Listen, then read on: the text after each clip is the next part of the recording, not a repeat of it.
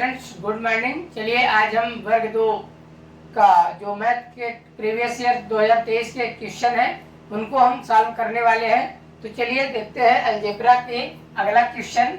यदि a की square plus b का स्क्वायर प्लस c का स्क्वायर बराबर 1032 और ab plus bc plus ca बराबर 452 दिया है ना। तो हमें a plus b plus c का मान ज्ञात करना है, जो कि हमें किस रूप में मिलना चाहिए, धनात्मक के रूप में मिलना चाहिए, है ना। तो चलिए हम इसे सिद्ध करते हैं। तो क्या हो जाएगा, a plus b plus c, है ना।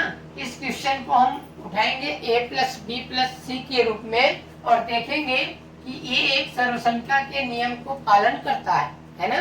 तो सर्वसंख्या हमारा क्या कहता है, a plus B plus C बराबर, एक सूत्र होता है a square plus B square plus C square plus 2ab plus 2bc plus 2ca, है ना।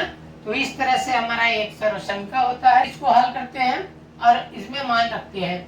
तो हमें a plus B plus C का होल स्क्वायर बराबर, इसका मान हमें क्या दिया है, 1032 प्लस, इसमें यदि हम 2 कॉमन ले लें और बचेगा क्या अंदर में, A B plus B C plus C A, है ना।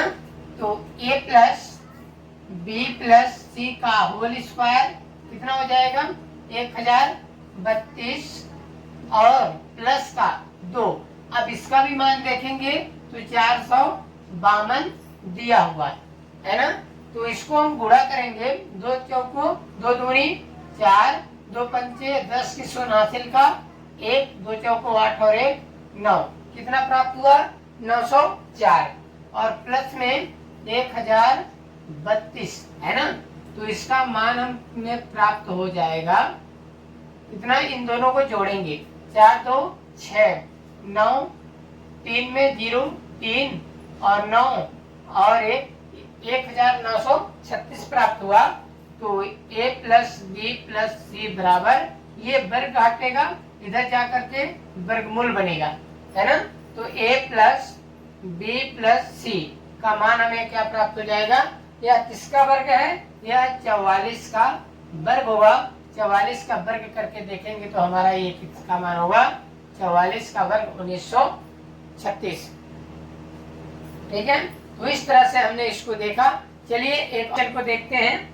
क्वेश्चन है हमारा, यदि एक्स स्क्वायर बटे Y Z plus Y square बटे Z X plus Z square बटे एक्स वाई बराबर कितना दिया है, 3 है। तो एक्स और X plus Y plus Z की घात 5, है ना, का मान ज्ञात कीजिए, जहाँ एक्स वाई और जेड अलग अलग मान प्राप्त हो, है ना।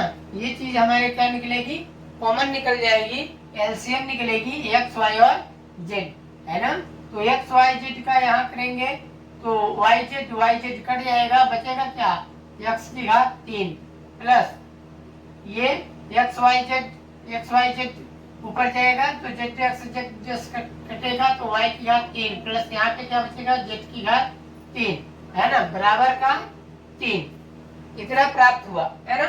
फिर क्या करेंगे, x की घात 3 प्लस y की घात 3 प्लस z की घात 3 बराबर, ये बटे में है, उधर जाकर के पक्षांतरण होकर के गुणा में मान देगा, तो x y और z, इसका मान हमें क्या प्राप्त होता है, x की घात 3 प्लस y की घात 3 प्लस z की घात 3 माइनस 3x y z बराबर कितना है, 0। इसका मान हमें कितना प्राप्त हुआ, 0, है ना।